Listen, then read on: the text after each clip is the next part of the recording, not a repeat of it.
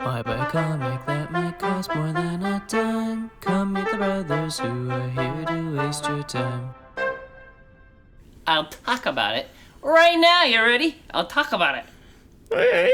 Welcome back to the Time Comic Bros podcast. I'm your host, Jacob, joined by my co-host, Spencer. So anyway, we're talking about the news, and Spencer said that the headlines are bigger in the script that I make for the Substack. You should go to Substack.com and subscribe to Dime Comic Bros podcast. You'll get the script for the news and covers of what we're talking about and everything in your email every week so that you can see with your eye holes the thing that we're talking about.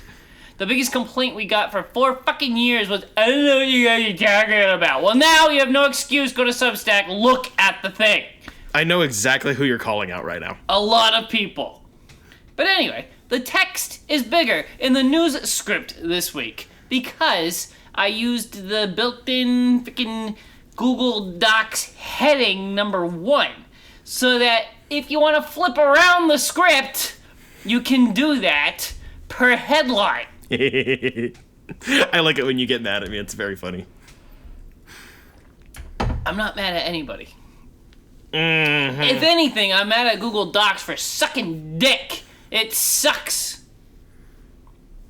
But anyway, here's the news. From comicbook.com, Ed Piskor, hip-hop family tree and X-Men grand design artist, reportedly, definitely, passed away at age 41. Ed Piskor, the artist of the thing I just talked about, has passed away per a Facebook post by his sister. Piskor, the co-host of popular podcast and YouTube channel Cartoonist Kayfabe, had recently become embroiled in controversy after 2 women accused Piskor of sexual misconduct, leading to the cancellation of a planned art exhibit in Pittsburgh showcasing his hip-hop family tree art, and Cartoonist Kayfabe co-host Jim Rugg announcing that he was ending his, quote, working relationship with Piskor. On Monday, Piskor posted a lengthy note where he indicated he had plans to take his own life after refuting some of the allegations against him. Last month, comics artist Molly Dwyer posted private messages between herself and Piskor from 2020, which Dwyer stated occurred when she was 17 years old. Dwyer shared one post in which Piskor called her a, quote, naughty girl, and others where he offered to let her stay with him in Pittsburgh. A screen capture of some of Dwyer's comments can be found here. The link is obviously in the article. You can't click the audio. A second artist, Molly Wright,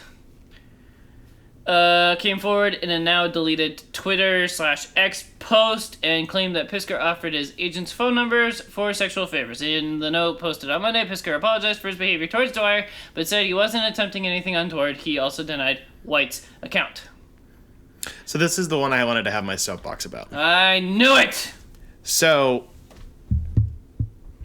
nothing that I'm going to say is actually that crazy, but I thought that this one would be kind of important to cover because this is literally in our circle. No peeking. You told me to peek. Fuck you. It's in not just our industry, but like our part of the industry, the commentary and YouTube space and stuff. Cartoonist Kayfabe's account has actually interacted with us a couple of times over the years. I've followed their stuff for like 3 or 4 years now. I think the majority of the time that we've been doing this show, I liked their show. Yeah, I was following a lot of this when it was going down through. It's a fairly small community and channel. There's a subreddit and stuff because of course. Just in general, the behavior was well enough substantiated as bad. It's not like he literally beat and raped a child, but it was very the Smash Bros community type stuff. Nerd who's never gotten attention in your life finally gets popular and you don't know how to deal with it. That's bad. It doesn't matter why, whatever reasoning goes into it. It's just inappropriate behavior. The fallout of this was stuff that wasn't really included much in a lot of the news articles that I had a problem with them not covering, kind of. Basically, I read the note. It was a 5-page document. And he went to his grave basically screaming about being canceled. Because people said, hey, this guy was doing bad shit. So, rest in piss. Nobody should die, obviously. No one should feel like they should have to take their life in any circumstance, regardless of whatever they've done. But crying about it, and then it was just the worst way for this to go down. Nobody should be... Basically, people are victim blaming and just saying, like, they should have just shut up and nobody should have been calling them out for it and blah, blah, blah. And it's like, that's not okay. That's just, I guess, my 2 cents. It's sad. It shouldn't have happened, obviously. It's sad that anything bad happened in any way and that it all played out the way that it did.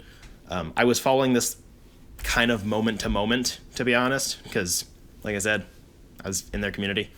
I hope Jim Brugg is doing all right, because in general, having all of this kind of happen, probably without his knowledge, within a couple of weeks, and then, you know, your best friend and business partner gets outed, and then you have to part ways, and then he kills himself, has got to be terrible. So, I don't really have, like, a point. I just wanted to have a soapbox, because I don't know. These sorts of things are rough. I don't know. It got to me in multiple ways. Not just because I was sad he was dead, but the whole scenario just really bothered me. So I wanted to make sure that we covered it. Cartoonist kayfabe is seemingly on hiatus for obvious reasons. It was already on hiatus before he took his life. I hope whatever Jim ends up doing is cool and good, and I hope he's doing all right, and everybody else involved. That's the end of my soapbox. More bad news. From bleedingcool.com, MD Bright of Armor Wars, Quantum and Woody and Icon dies, age 68. Comic book creator Mark D. Bright, also known as MD Bright, died last week peacefully on the 27th of March at the age of 68. Born in 1955, he is best known in the comics field for drawing the Iron Man comic book story Armor Wars, which is about to be turned into a movie, as well as drawing the iconic Green Lantern Emerald Dawn miniseries, a fucking banger. Co-created Icon for Milestone and Quantum and Woody for Acclaim, all with Christopher Priest, a personal comic book highlight for me, and the pinnacle of their partnership together. That was a weird sentence that I don't understand. Anyway. MD Bright's work was amazing. I was also a very big fan. People keep dying. Yep. Also from comicbook.com, we have another one. Yep. This one is actually really big. I tried to lump them all together so we could get through it quickly. Yeah. Trina Robbins, legendary cartoonist and Wonder Woman artist, passed away at 85.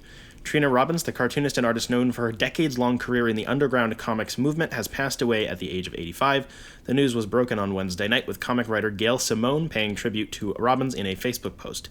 Beginning in the 70s, Robbins became one of the most instrumental female voices in underground comics, contributing to or editing a number of anthologies or papers. She was also a prolific advocate for chronicling the history of women in comics and cartooning, publishing over half a dozen books on the subject. In addition to her underground work, Robbins designed the original costume for Warren Publishing's heroine Vampirella and was the first ever woman artist to draw Wonder Woman. Robbins illustrated the character on the 1984 four-issue miniseries The Legend of Wonder Woman and wrote the 1998 one-shot Wonder Woman: The Once and Future Story. She even cameoed in 1989's Wonder Woman Annual No. 2. She also created the Millie the Model spin-off Misty for Marvel's Star Comics. Woof. It's a lot of deaths this week. It's also a lot of death, and that legendary is suiting. And it's also really fucking pathetic that it took them so long to have a woman draw Wonder Woman. That's just sad. Her art was also amazing. From Deadline.com, super /man. The Christopher Reeve story to hit theaters in September. DC Studios co-head Peter Safran told CinemaCon attendees Tuesday that Warner Brothers' Sundance acquisition Super /man, the Christopher Reeve story, is getting a September theatrical release. No exact date was specified. Safran showed a moving trailer involving Reeves' son's distress after the horse accident that left the actor paralyzed, the actor's connection to pal Robin Williams, and his prep for his role as the Man of Steel in the 1978 Richard Donner classic Superman. Warner snapped up the documentary for $15 million out of Park City Festival, as Deadline first told you. How smug of Deadline. Look, guys, we said it already. You should be paying attention to this. Superman is directed by Ian Bonhotte. Bonhotte? I don't know how to say it. And Peter Etedgui.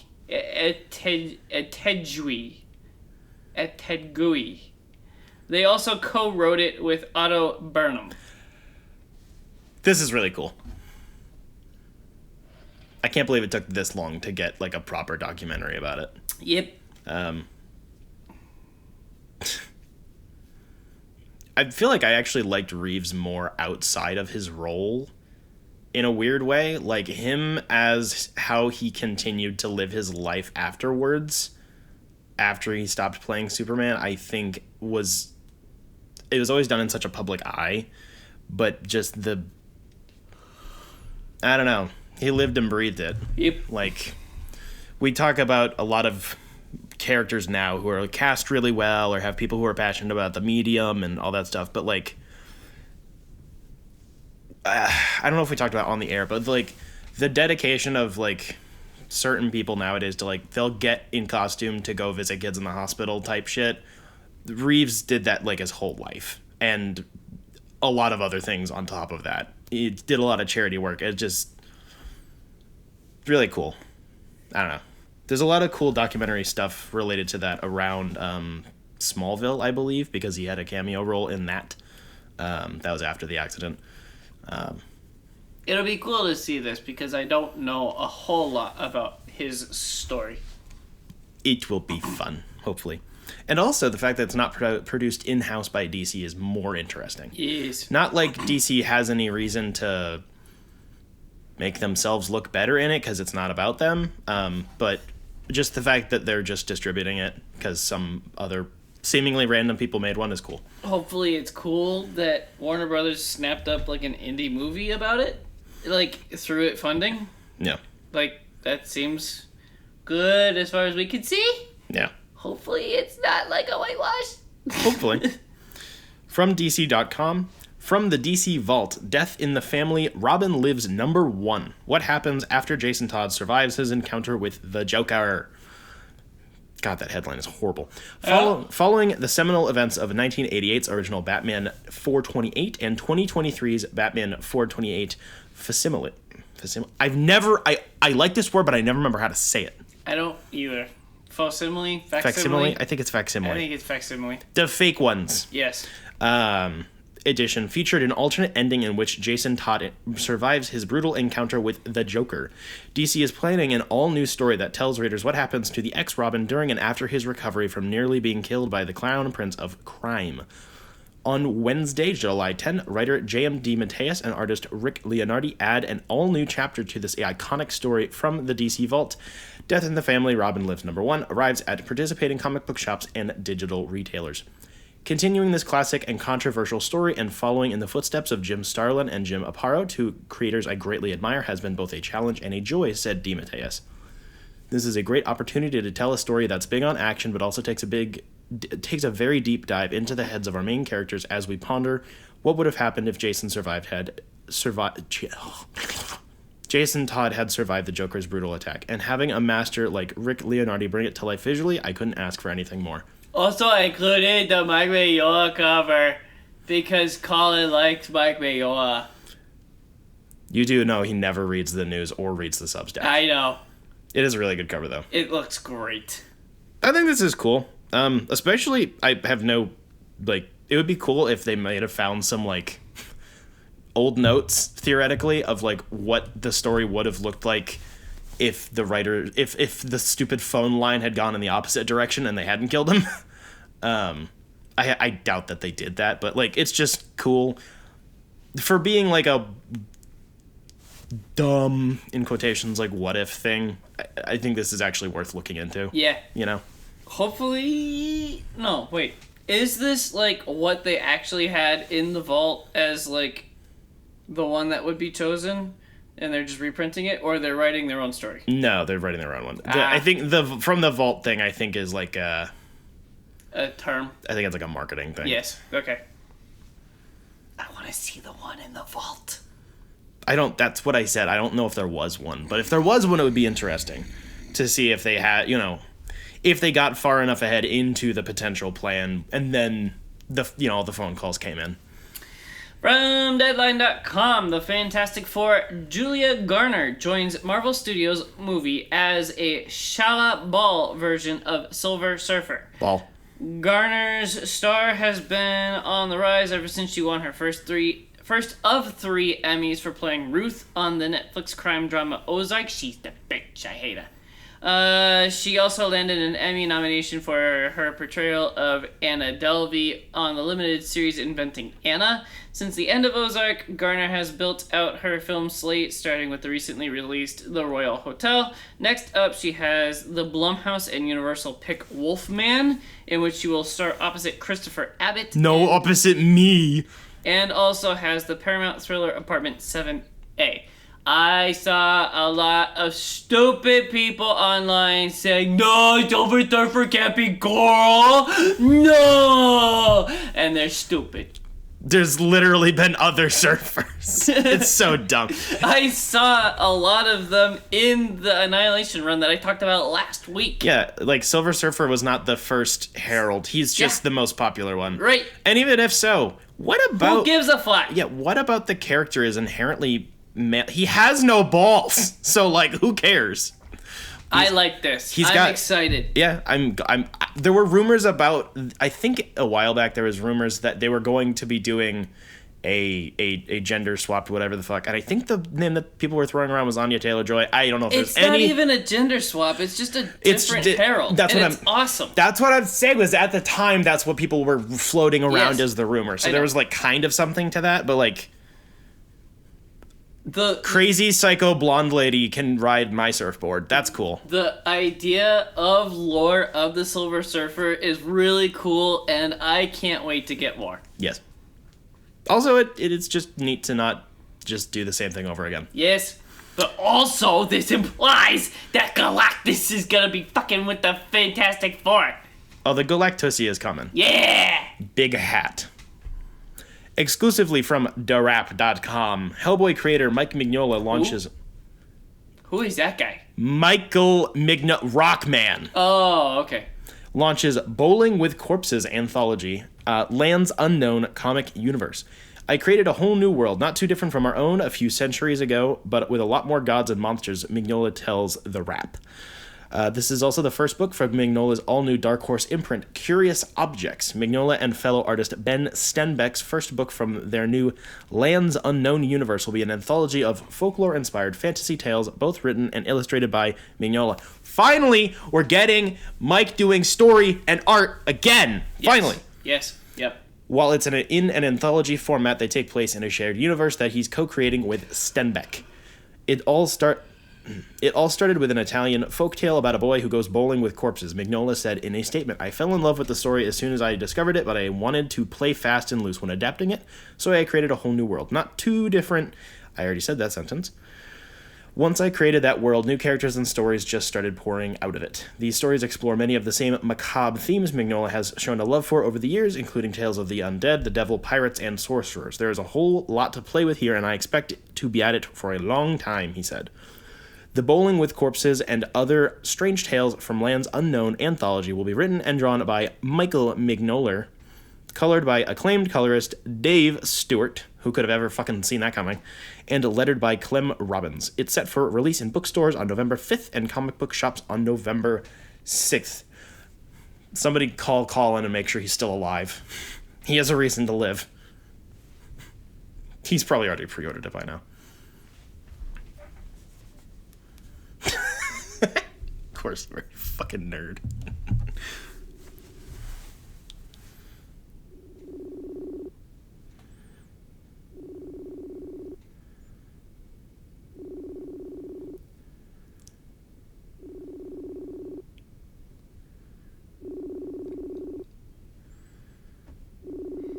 I swear he never answers the phone. No, he doesn't. A few moments later. From Variety.com, Dead Boy Detectives trailer brings Neil Gaiman comics to life with ghosts, zombies, and a demon dragging kids to hell. Netflix has released a trailer for Dead Boy Detectives, the upcoming series following the Neil Gaiman created comic book characters of the same name. The series centers Edwin Payne and Charles Rowland, who helm the Dead Boy Detectives agency. Teenagers born decades apart who find each other only in death. Edwin and Charles are best friends and ghosts who solve mysteries. They will do anything to stick together, including escaping evil witches, hell, and death herself. With the help of a clairvoyant named Crystal and her friend Nico, they are able to crack some of the mortal realm's most mystifying paranormal cases. I watched the trailer. I think it's stinky. What? Yep, it's true. Yep, it's too Netflixy. It gives off the Netflix TV show vibes, and I'm calling junk until I'm proven otherwise. It wasn't even produced by Netflix. It looks stinky. But it's Sandman canon. Death Mommy's in it. Yep. Fuck you. I want it now. I know you do. I think it looks stinky. I liked Sandman Season 1. This looks like a loss of quality. They're like different fucking genres.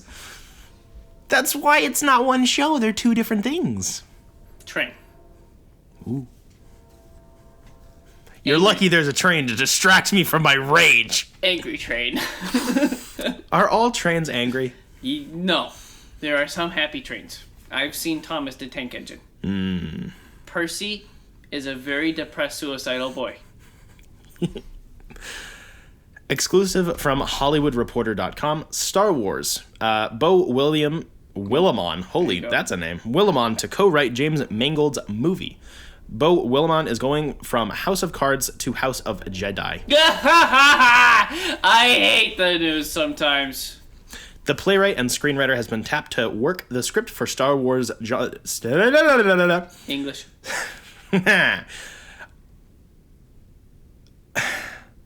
Star Wars Dawn of the Jedi, Lucasfilm's feature that is to be directed by James Mangold. Willimon is joining Mangold to write the script for the project that will trace the origins of the Force and be set 25,000 years before any of the timelines and stories told by the movies and shows so far. Dawn of the Jedi, which is a working title, was first unveiled almost exactly 1 year ago at the last Star Wars celebration held in London in April 2023. This is like the only movie on the horizon I'm actually looking forward to and have any level of hope in, and this is good. Add good writers. Good writers can write good things with good directors who can direct good things. I'm glad they're going super duper duper back in the past of all the Star Wars stuff. Like, do all the High Republic stuff. This is good. But it's way, way, way before that. At least the High Republic, like, kind of resembles... So it's the Old Republic? No, it's... Even older than that. It's the older Republic.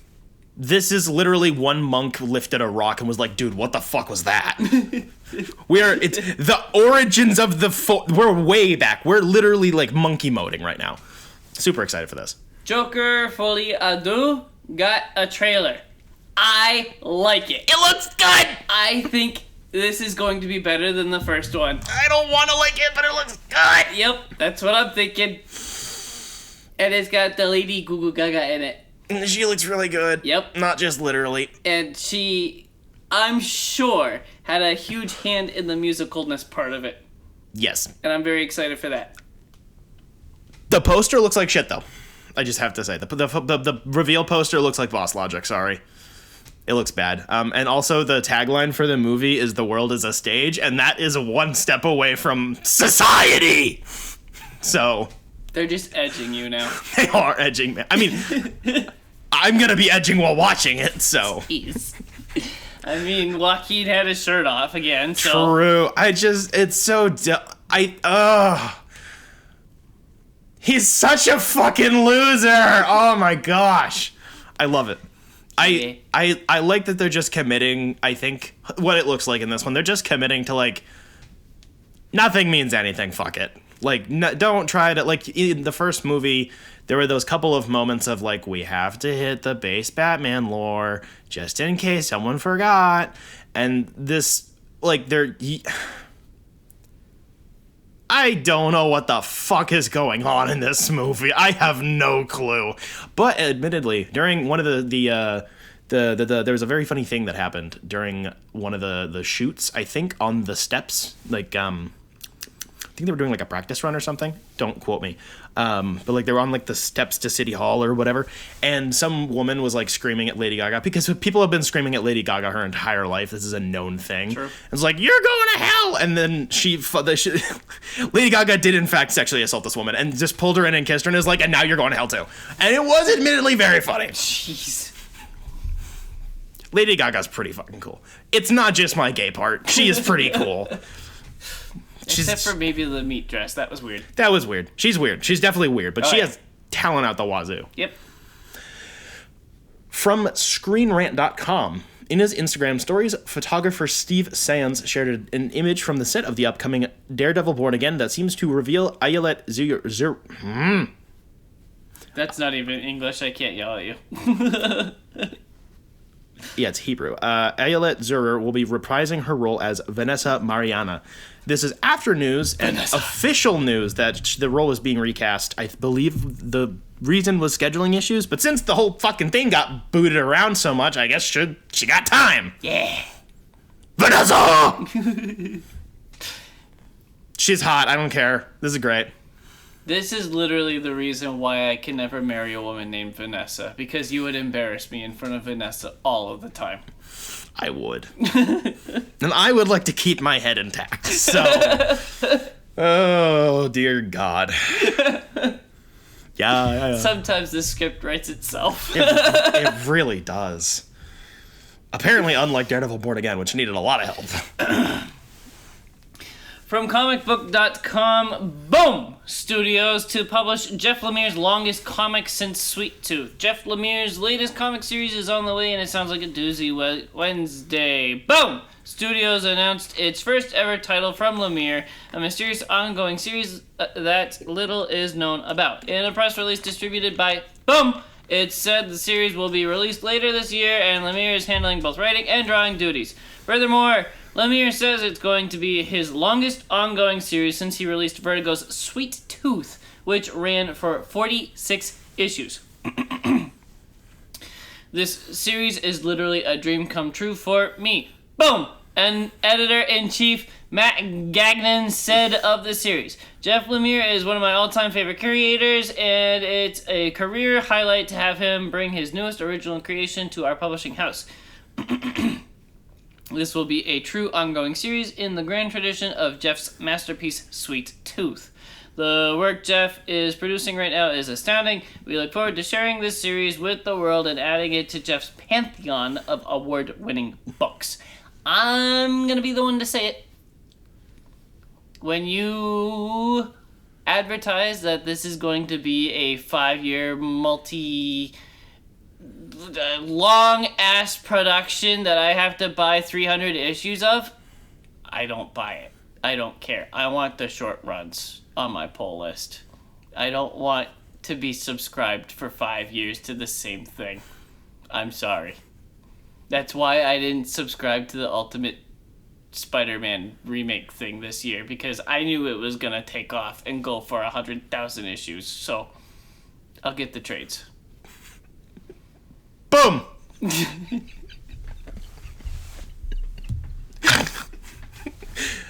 From StarWars.com, Star Wars Tales... Also, I didn't really like Sweet Tooth. I haven't read the issues, like the printed version, but I didn't like the show. I have not read any of it. I watched the first season, and it was okay. I am going to finish it now that we know that the third season is the last one. I also don't like how this announcement is riding the coattails of it. Like, you like Sweet Tooth? You like Sweet Tooth? There's more. There's something else coming, but it's like Sweet Tooth. To be fair, Calm down. That's how they advertise everything Jeff Lemire does, which I also don't love. Yeah, no. I don't. It doesn't seem like it's a effort on his part, I think, but Yeah. everybody does market his shit off of Sweet Tooth. Bad. He's done a lot. He finished Sweet Tooth like 10 years ago. I mean, then he did a follow-up book, but whatever. From StarWars.com. Star Wars Tales of the Empire trailer revealed. Star Wars Tales of the Empire arrives May 4th, on Star Wars Day, on Disney+. It's like Tales of the Jedi from last year, or the year before that, but they're doing it with bad guys during the Empire period. And holy fuck, this trailer looks fucking amazing! Tales of the Jedi was really good for about half of it, and the Ahsoka stuff was, like, fine. It was kind of unnecessary. It was a bit more Dave Filoni had some ideas type stuff. Another huge visual upgrade on this one. And also exploring characters we haven't seen in a long time or at all. Like Merrick. Who the fuck was that guy in Ahsoka that everybody thought was Starkiller? What the fuck was going on with that? We're revisiting Barriss Offee and also Thrawn. We're watching this and then reviewing it on the show. Also from StarWars.com, The Acolyte got a trailer, key art, and premiere date. Guess the date. You're wrong. It's not Star Wars Day. It's June 4th, because fuck you. Oh my god, it looks so good! My ears hurt. The nanosecond this was announced, I was hyped, and every single thing I've heard about it since gets me more excited. Everything about it looks incredible. The cast looks great. The effects look fantastic. The story is cool. The setting is cool. I saw... Oh my god. It's like Andor, but not Andor. It's so good when they actually put effort into this shit. Is it my turn now? Yes. A lot of people bitched about it, so I waited until I made the news to watch it, and I watched it, and I said, why are people even bitching about this? I don't get it. It looks good. That was my thought. You know why? Do you want to say why? Because woman! There's a woman in it! We can't have Trinity in Star Wars! Right? Am I right? That's half of it. Also, there's black okay. people. Whoa. Yeah. I gotta pee. Who would have ever known that black people were in Star Wars? Piss boy. Also, the poster just goes hard as fuck. Yep. Leave that in, or you're a coward. 6.5 hours later. From DC.com, Joker: The World. DC's hardcover anthology takes the Clown Prince of Crime across the world this September.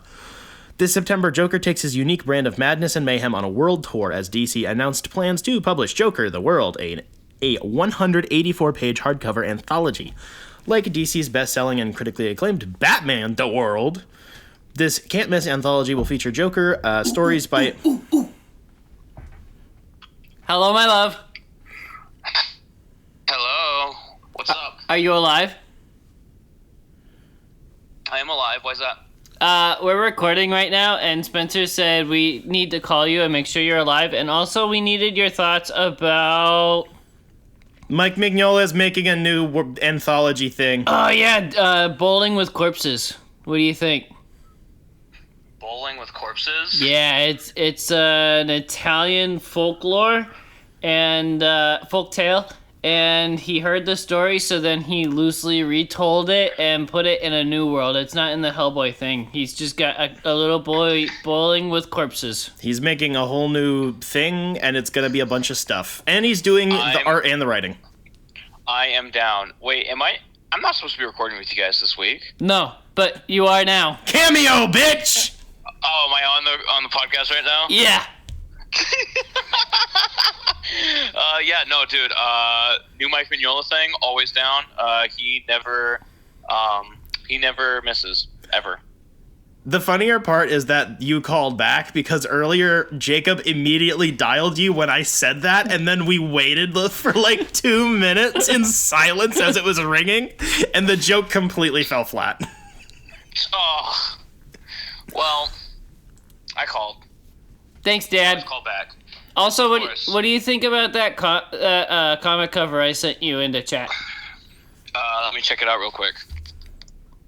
It's the Mike Mignola cover for Death in the Family. Robin Lives, actually. Hold on. Here's my thing.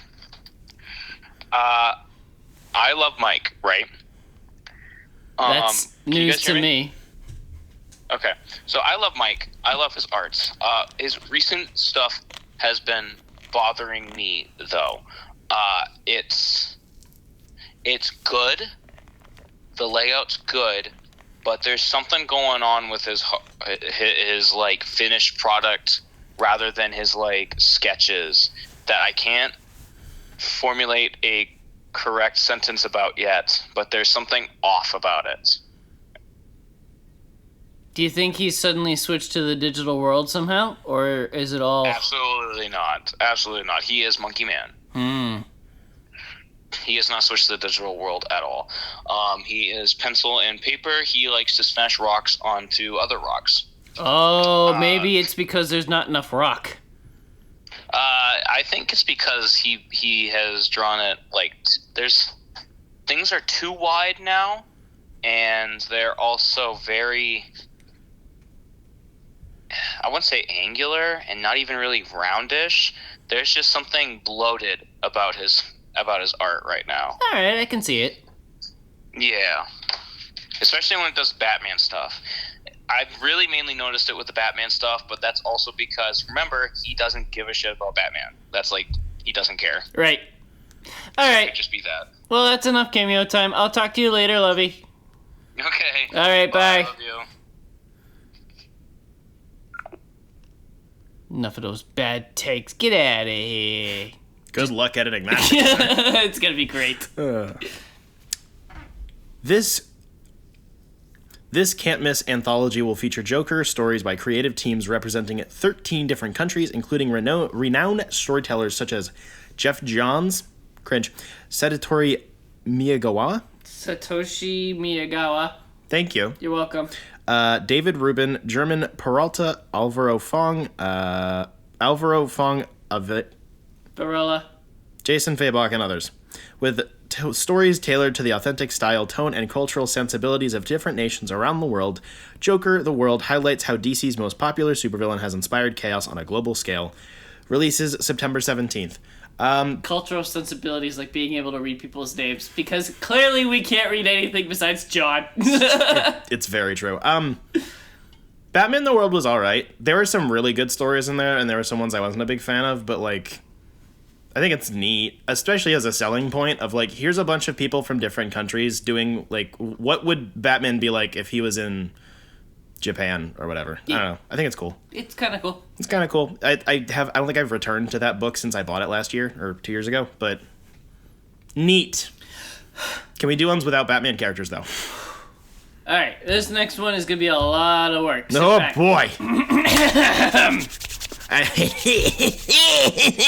From comicbook.com. X-Men, From the Ashes, Marvel confirms new X-Men comics for franchise relaunch. Straight from South by Southwest, Marvel Comics have pulled back the curtain on X-Men, From the Ashes. Have pulled back the curtain on X-Men, From the Ashes. You don't have to say the colons. There's so many colons! It's an over-colonization.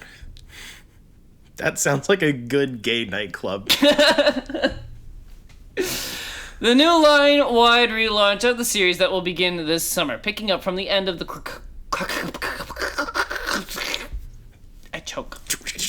Krakoan Age. X-Men, From the Ashes will be centered around 3 flagship comics, including, X-Men, by Jed MacKay and Ryan Stegman, Uncanny X-Men by Gail Simone and David Marquez, and Exceptional X-Men by Eve L. Ewing and Carmen Carnero. In their announcement, Marvel has confirmed that each series will offer different explorations of the mutant mythos as they take Marvel's Merry Mutants into bold and untrodden territory. The X-Men are fractured in the aftermath of the end of Krakoa, scattered across the globe without a central base of operation. Marvel Comics VP Executive Editor Tim Brevoort said in a statement. Revert. There's 2 O's. You gotta the revert. Revert.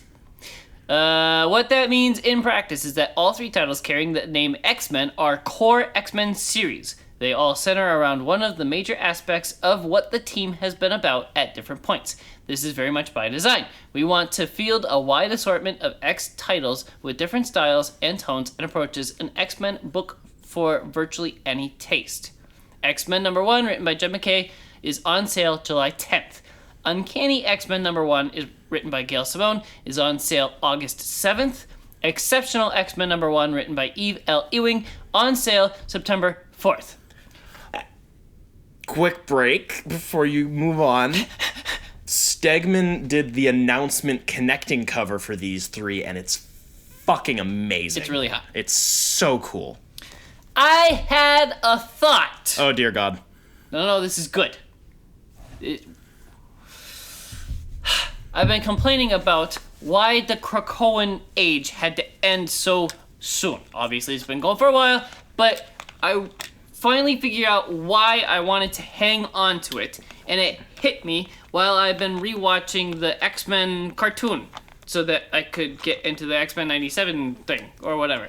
And it's because X-Men was so one note for so long. It was, oh my gosh, humans are awful and they hate us and we're homo superior and all the things X-Men was for so long.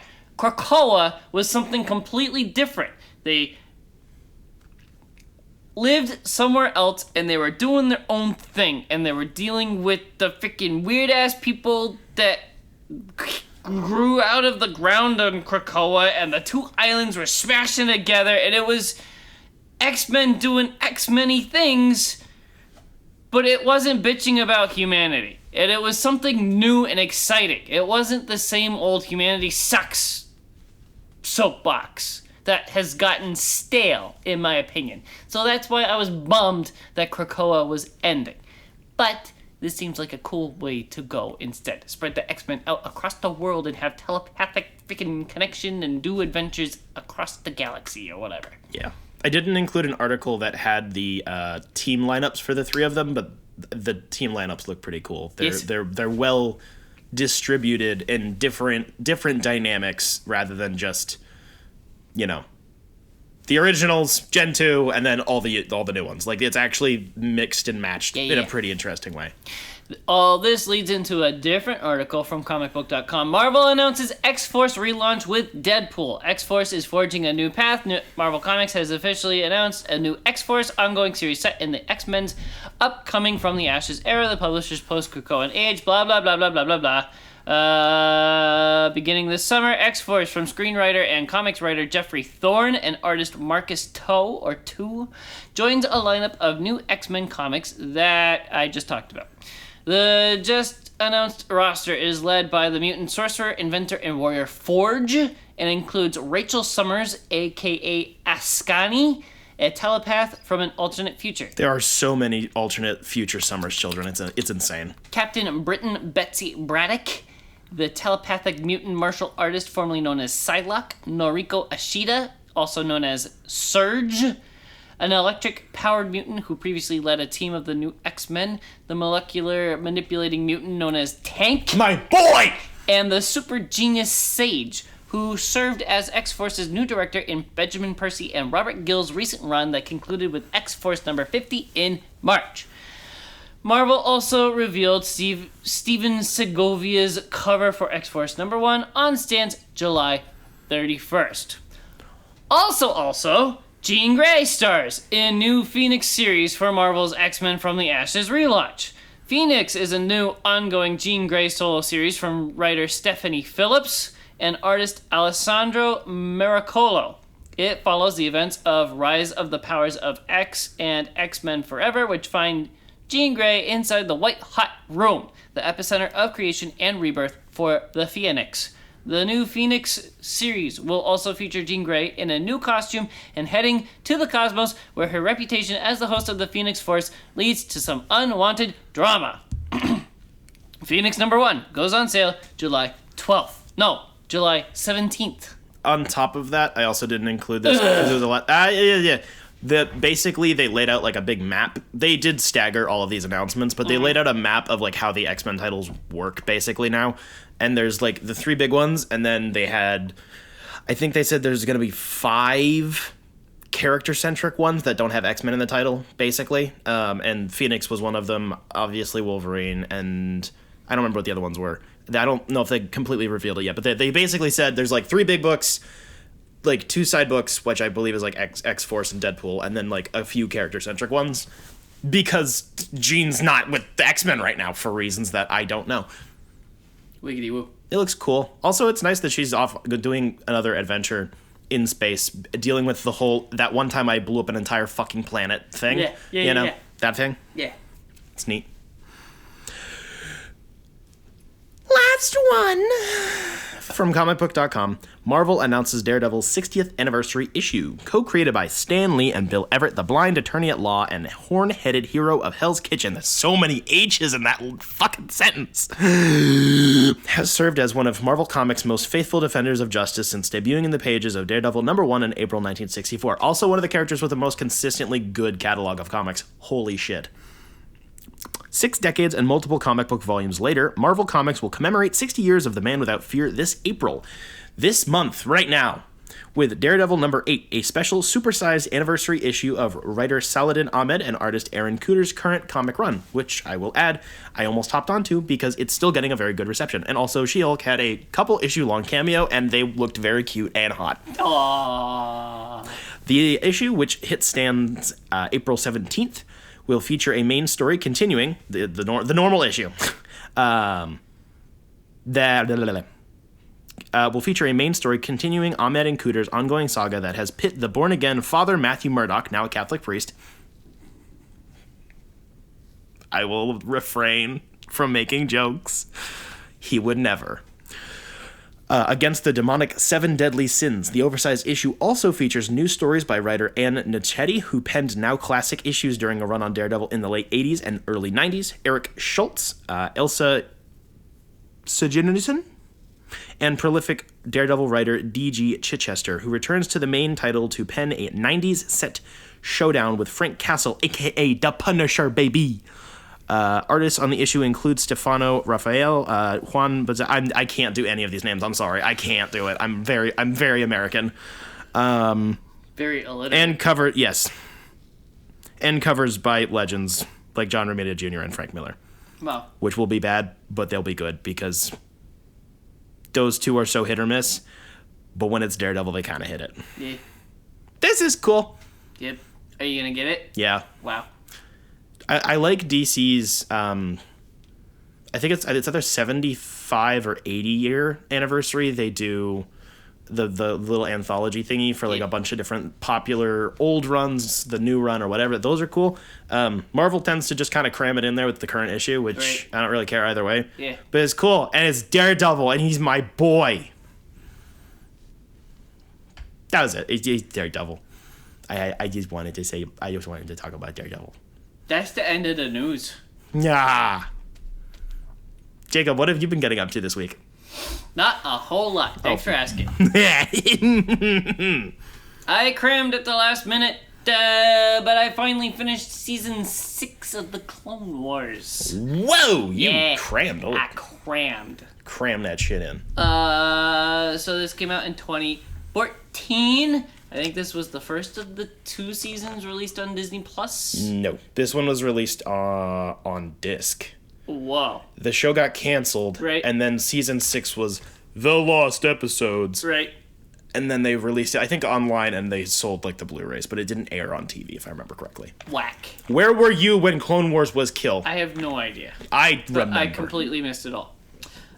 So it opens up with a multi-episode arc about the clones trying to kill Jedis, and Fives is like, the fuck is this? There's a chip in my brain, cut it out. It's so sad! Here's the funny story. Oh boy. I had a really bad day the other day. Like, everything that could go wrong went wrong before I even got out of bed. Meaning you got a text from me. I got like 10 texts from you. My basement flooded. The freaking trains went by like multiple times in 10 minutes. I just wanted to sleep. The sun was out and in my eyes. It was a bad day. I got like 4 hours of sleep. So I roll over. I'm like, maybe I'll cram some work in while I can't sleep because I'm not allowed to. And I roll over to a multi-episode arc of Jar Jar Binks. And I thought about eating a bullet. Call the National Suicide Prevention Lifeline at 1-800-273-TALK to speak to a counselor, or visit suicidepreventionlifeline.org. It's free, it's confidential, it's available 24 hours a day, 7 days a week. Jar Jar Binks has a princess waifu, and it's supposed to be goofy and serious all at the same time. And it was fine. It just hit me. I asked you about this last week if you had gotten to it, and you hadn't gotten to it. Oh my god, it's so funny. On the wrong day. I was not in the mood for it. For sure. It's not good, but it's actually better Jar Jar than the movies did. Also, True story. Also, Mace Windu's in it, which is always fun. Yes, but he didn't do a whole lot. That's the story of Mace Windu's life. That's why he is getting his second comic and a book right now, because he's flat. Wow, they made the black guy the Gungan's servant. Yeah, that was kind of weird.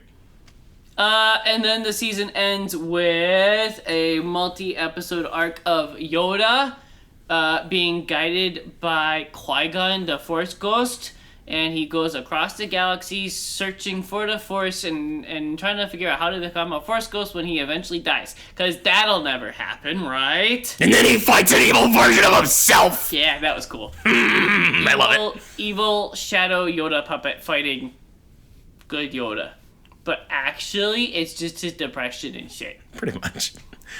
I like the fact that what we've been shown so far is that every Jedi's like path to learning how to be a Force Ghost is different. Oh, I didn't notice. From what I can gather, there isn't much, because it's not... Oh, it's been a lot more referenced recently, but like this wasn't much of a... I think it was just assumed that always happened, like in the original trilogy time, and then since then everything's been complicated. I think it was the prequels that established it's like a not regular thing, because that's why like Qui-Gon for a while couldn't appear as a physical form. He could only talk to Obi-Wan, and then Obi-Wan's was all over the place. Whatever. They're inconsistent for a reason. Yep. I just think that that's a neat little element. Like, Yoda has to do this weird internal mind fight, and then, like, Obi-Wan just had to talk to Qui-Gon in the desert for a long time, basically. Like, it's just different. It differs. I liked that we got a little bit of an explanation of why Yoda goes to Dagobah instead of just, I'm going to hide in exile. The Force led him there. Into exile. Well, actually, it's because he has Wookiee friends, and they told him to go to Dagobah, actually. That one part of Revenge of the Sith is still so fucking weird. Because Sheik is wacky. Yep. The fact that Chewbacca knows Yoda is so weird. Also, it looked really, really good. It definitely upped in visual quality. Yeah, it was like... Especially the fights. Some of the choreography... At the end, when Obi-Wan and Anakin are fighting Dooku, was kind of dumb. Obi-Wan holds back a lot when Dooku and Anakin are fighting, just standing there, like, waiting for the QuickTime event to end. But, yeah, it still looks really good with all the lightsabers swinging around. Yeah. Season 6 was weird, because it's only really referred to as Season 6 because we just called it that. Because, like, there was no plans to release half of this, and then, like, there is no through line here, other than wrapping up some loose ends. And then we also didn't think we were going to get Season 7, so, you know. 6 years later. With the biggest animation boost on the planet. Oh my gosh. I can't wait. I am so floored by how continuous this, like, team of animators or whatever studio works on this particular style. From Clone Wars, the first early seasons, to, like, the middle seasons, to like 5, I think was a big jump, and then to 6, and then to 7, and then to fucking Bad Batch, and then Tales of the Jedi, and then more Bad Batch. Each season gets better, and then now Tales of the Empire, and it looks so fucking incredible. How they do this? I've never seen like one consistent, basically you could kind of call it all like one series, get that much better. Usually they have like They plateau. either they plateau or it's like an anime where after like 18 seasons they change the art style a bit, and then like because the staff all got old and died or whatever, you know, or they like drastically changed their medium or whatever the fuck. Yep. It's bonkers. 1 season left, and then I get to rewatch Bad Batch, and then I get to rewatch Mandalorian because I'll have all the context. Context. Context. Where were you when Satine was killed? I don't know. Which time? You know that nephew she has, right? You've probably already heard about this, but there's an episode where she's like, "Yeah, that's my nephew." I don't know. Whatever. He looks Then like I'll rewatch it all again. he looks like Obi-Wan, and everybody's like, There's zero confirmation of anything from anybody. I don't even think anybody's asked anybody who worked with Star Wars if that's an intentional thing or not. Was there something there? There's no material that actually points in that direction, but it's like, yeah, this is my nephew, and it just looks like a young Obi-Wan. It's like, what the fuck? Ooh, also there was They did the do. There was a shot of Quinlan Voss yet again. I googled it, and what I saw last night didn't even come up into Google searches, but apparently he keeps popping up, and I don't understand why we keep dancing around the character. Because he is a spy. So what? That would be badass to see in TV instead of stupid printed books and stuff. That's the exact point. It's because most of it was retroactive. They were like, shit, we made a lot of characters look like this guy. What if they're all the same guy? Whoa. He's literally in Phantom Menace. Like, it's a thing. It's because he was... I want that's Quinlan Voss series. Give me 6 episodes. Tell me about it. He's my like second favorite Jedi, boy. Now you need to go read Dark Disciple. After Kid Fister? No, after Qui-Gon. Oh, okay. It's they're neck and neck, honestly. Like especially with the Quinlan Voss and Kid Fister are necking. No. Read Dark Disciple, because that was supposed to be in the Clone Wars. That was just like a season's worth of content they just made into a book. Wow. It's one of the best books, seriously. And also apparently seems to be relevant because Asajj is back in the Bad Batch for reasons, which is weird because she's supposed to be dead. Again. Yeah. What did you do this week? I read an indie comic. I'm going to be like Colin last week and Colin for the foreseeable future, and I read a couple of indie comics because it's fun. I read Blue Lives. It is an independent... I don't even know what to call this. It's a comic, obviously, but like it's a weird... It's a square. Yep. Bro's just a square. I don't... It's weird.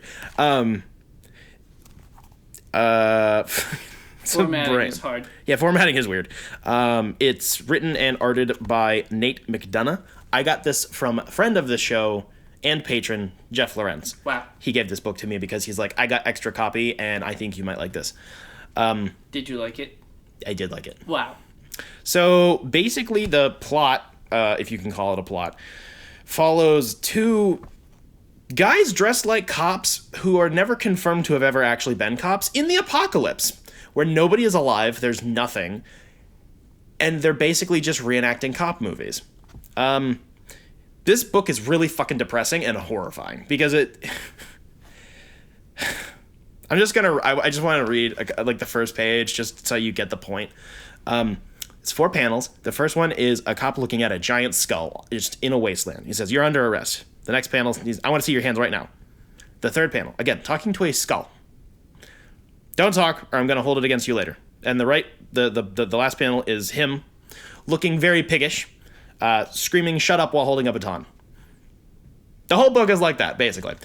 So these two guys, you can barely call them people, to be honest, basically just bully each other. Like, this is, so you know the movie Hot Fuzz, right? I know of it. I haven't seen it. Fuck! You really should. It's one of the best comedies of all time. It's one of your favorites. The whole book is a satire on policing in general. It's basically like... It's really hard to boil down, but it goes through... It's very psychological in a lot of really disturbing ways. It's kind of gross. Actually, it's grotesque. The whole thing is grotesque. It's very icky. Basically, the cops find each other and they're like, we're gonna play cops together, and then they start being they role play cop and robber, except the big guy is always the cop and the little guy is always the robber, and he's like, you hit me too hard, and he's like, they take the role play too far, and he's like, stop hitting me so hard, and he's like, you're under fucking, basically they're fucking insane. Like the book is about how cops' brains are fucking broken, basically. Everything is a threat, and everything is about being a cool action guy with guns and shit, and knowing how to kill people and how to stomp on bad guys, but having minimal skills and no real actual understanding of like justice or the law or anything like that. Pretty much. There's a lot of alcoholism and a lot of abuse. There's a kind of attempted rape in here too. It's very intense, but also very funny when it wants to be. It's very darkly funny. It's I really don't know how to describe this book. It's really hard. And then over the course of the book, they both basically go insane. One cop kills the other one. Then he goes insane, even more insane. They're just like constantly talking to themselves and to each other in cop speak. You know, fucking. There's God's law and there's man's law too. And man is the son of God. God's son has made man's law, but man's law is for the son of man, or God's only son. Only be one law. Like, just the most... You've heard cop dialogue in a bad movie. And you've probably heard them say it in real life. Just a bunch of fucking...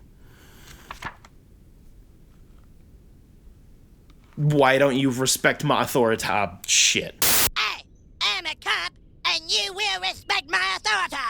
Yeah, right. The art is fantastic. I wanted to throw up while reading this for the most part. There's snot and boogers and blood and busted teeth and guts, and it's gross. The cover, Jacob, should tell you a lot. Oh, I knew. Yeah. Yeah, so it's a whole big satire. It's an actual satire, too. It's not just, like, claiming it's a satire about just doing a thing. It's genuine satire. And it also includes a whole fuck ton of pinup, like, alternate covers / pinups done by other artists in the back. There's, like, 40 of them, which is insane. A lot of them are very, very good, too. Some of them I'm not a huge fan of, but they're all basically... playing on the same concept. I think these two is a really good example of exactly the tone of the book. Mm-hmm. I flicked through it. Yeah, you get it. I got it for free from Jeff. The cover price is $10, which for a low page count feels steep, but it's also printed on really good quality paper. It's more like it's like cardstock. Yeah. And it does the artwork pretty well. Yes. It's really hard to talk about a book like this because it's so no plot. Man goes insane. It's weird. I recommend it. It's good. I really like the back cover illustration as well. I think it's very funny. I'd never heard of Nate McDonough before this, but apparently he's done some other comics too. I want to look into his stuff.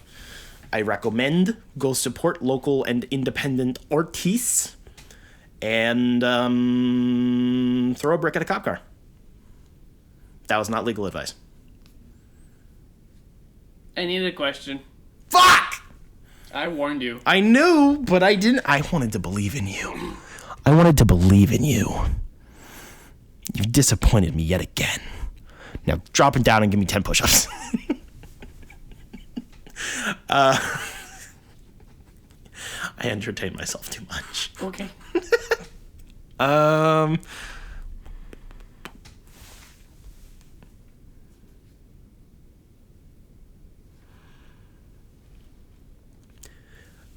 I want you to Mad Libs style pitch me a comic book movie. So, random bullshittery. Pick. Example would be like Hawkeye's wife goes missing, so he goes to the Bahamas, and the whole book is a swimsuit issue. But like pitch that as a movie. Just the most random fucking shit that you think would be really funny. I want comedy. Comedy? Preferably comedy. You can go dark comedy. All right. Or you can make it like... No, I get it. Okay. I get it. I am a business executive. I am Kevin Feige, Hat Man. We are stuck in an elevator for the next 5 minutes. How are you going to get $200 million out of my pocket? I thought I was mad-libbing this shit. I meant like Mad Lib style, like random bullshit. Yeah. But you got to make it. Am I making the money or am I making it Mad Lib? It's both. I want you to come up with something fucking retarded and sell it seriously to me, and find the middle point. IP laws do not apply. Dead Man kills the Marvel Universe. So, somebody basically punished Dead Man and his family, and he's pissed. He comes back as a ghost, and he goes to the Marvel Universe and possesses the Avengers and tries to kill the world that way, but the X-Men aren't having it, so they fight back. But then... let's see. But then Dead Man gives up on the Avengers, so the Avengers are like, what? As they're fighting the X-Men, and Dead Man possesses Doctor Strange, who opens a portal to another reality and brings in the Marvel zombie universe. So it's Avengers versus X-Men versus zombies. Axe. Axes. And then I need a resolution. I need a point to the whole thing. Yeah, why the fuck is Dead Man going to the Marvel Universe? Because his family got narked. He got narked. He got narked by Psylocke. No. He got narked by Black Widow. Oh, yeah. Yeah, it's Black Widow's fault. So Black Widow traveled to the DC universe. Okay. Yeah, she was aiming for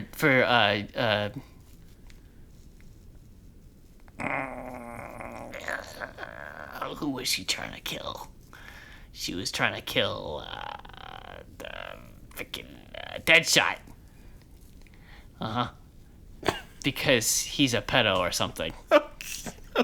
Okay. But actually got Dead Man. Okay, you made me laugh. You got it. Here's your $200 million. Yes, I win. Coming to studios. Coming to. No, I need a resolution. I gotta wrap it up. Axes is fighting. But then.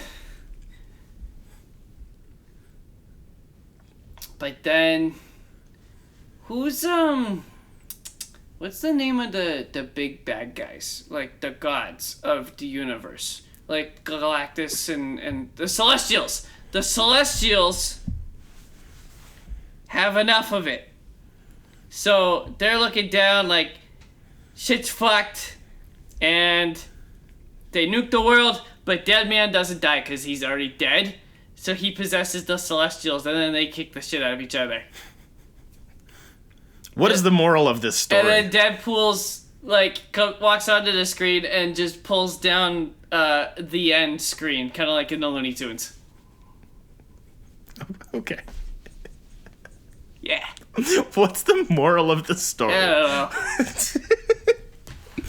Oh boy. Don't mark the wrong guy. Make sure you mark the right target. If you gotta kill someone, kill them right. Moral of the story is that those people that continuously mark things in first-person shooters are really fucking annoying. Yep. There we go. Right. Don't do that. What else did you do? I read another independent comic. Wow. Binary C, number 1. This is gonna be such a bitch to find pictures of for the Substack. Actually, not this one. This one's pretty public. Incredible. It is written by Graham Blackaby, also known as the YouTuber Captain Midnight, whom I have been following for a great many years.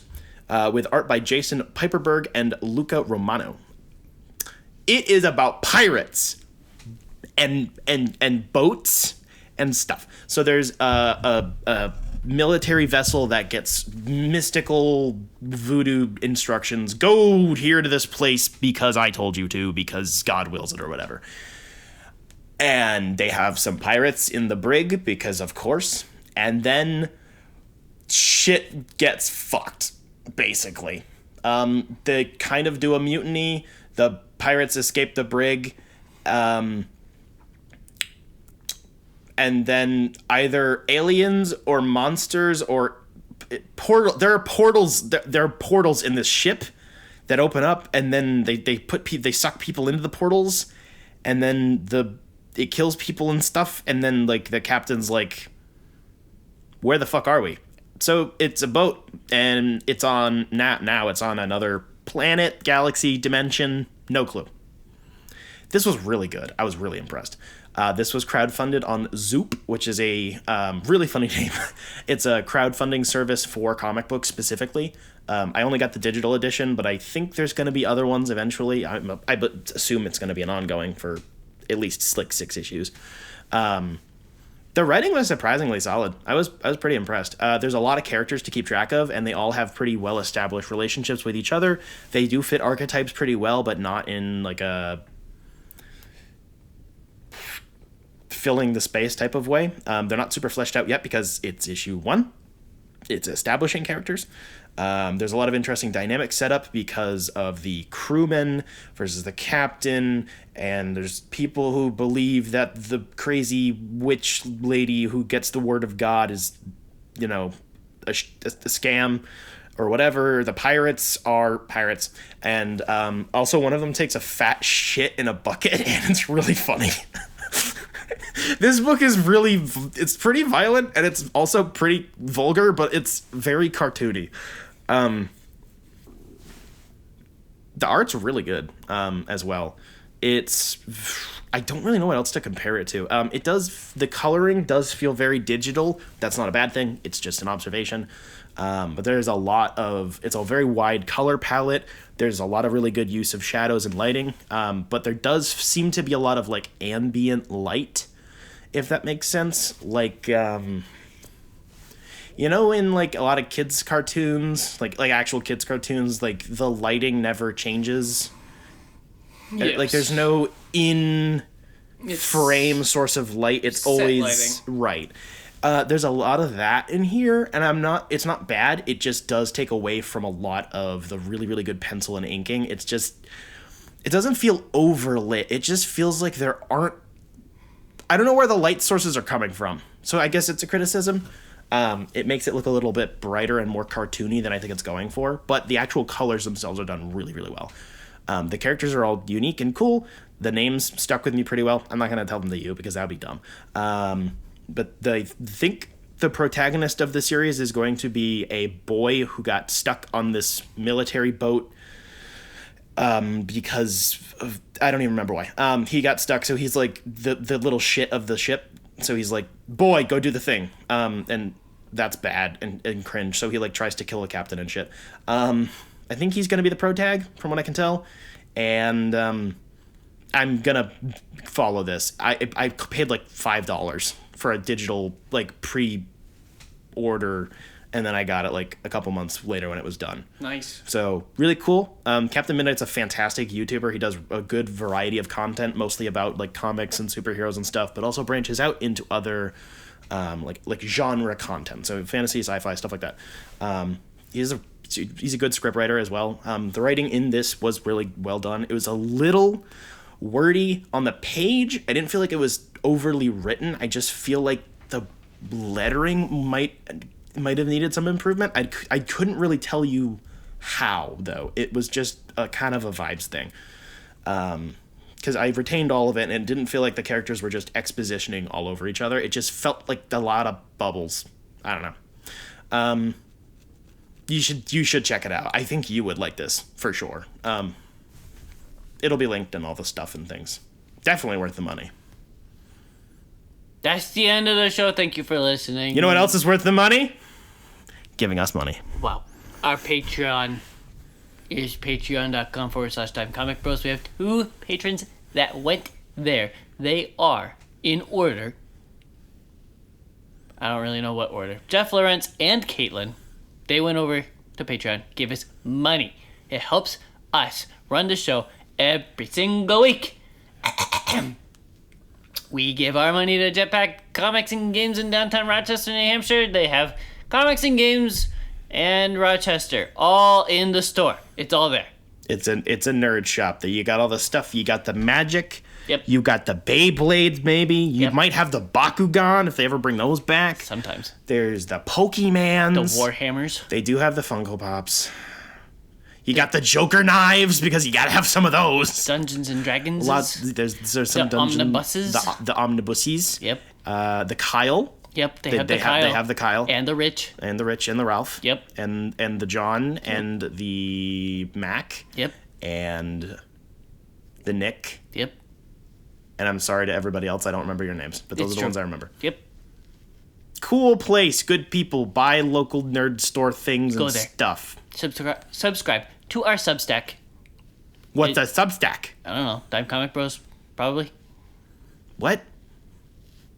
Oh, what is a Substack? Yeah. I thought you said what is our Substack. Yeah, it's what is- literally the name. What? Just type in the name. Yeah, and you'll find us. But what is it? It is a newsletter. It's got pictures, Where does it go? emails, Oh! or baked in app. Wow. Yep. I love a good baked in app. Some baked pierogies, maybe. Ooh. Yep. I'm more of a gnocchi guy. I've never had good gnocchi. Really? It's always doughy and like. I mean, it's kinda supposed to be bland. chewy, but... Yeah, but I've never had it good. Yeah. It's always just boring. It tastes like white. It's wicked shelf stable, which is very bizarre. Yeah. I've had it in soup too, and it tastes like lumps of raw dough. It's gross, kinda. Weird. I need good gnocchi. We gotta find you some Italian Mom. lady. Yes. Yeah. What else? Next week is Hellboy animated movie part 1. That's exciting. I don't remember which one's which. I don't know either. But yeah, there's 2 of them, and we're doing one of them next week with Colin. Yep. And Other stuff. We stream video games sometimes. Sometimes. Yep. Like we did today. We did, and we'll probably do it again next week. Yes. So go to twitch.com and look for HMMurdoch, HMMURD0CH. The 0 is in place of an O because I'm cool. I'm straight from the 90s, man. That's how AOL works. It's actually twitch.tv. Whatever. Jacob's funny and does stuff, and he likes following the yellow markers, and sometimes I show up. It's true. Like today. Playing a lot of shitty games lately. Yeah. But then we get to scream and bitch and moan and cry over it, which is funny. Our patrons get super cool benefits like stickers and artworks by Colin and bookmarks and more stickers, and they get special access to our after show, which is the show we record after this show. Except sometimes we record it before. Rarely, but sometimes. Very rarely. When the rare times we record in the morning, we we're usually do it first. Feeling spicy and just want to start the morning with alcoholic Whining. drinks. Yes. Yes. We're going to go do that now. Thank you for listening. Goodbye.